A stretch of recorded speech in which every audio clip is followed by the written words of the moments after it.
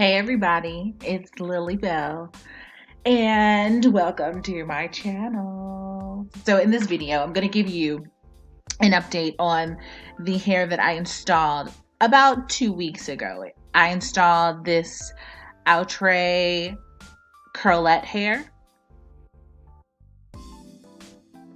And like I said, it's been 2 weeks and I think that it is holding up really well. As you can see, it still looks really good. It's not hard to maintain.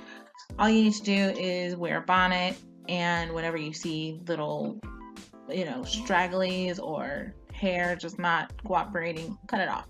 Just sending you a quick video letting you know that this hair is still doing good. I still get lots of compliments.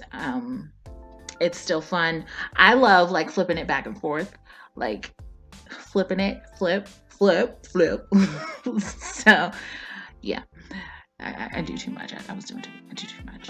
Anyway, thanks for watching my video. If you have any questions, let me know in the comments, and I will see you next time on the next hair tutorial.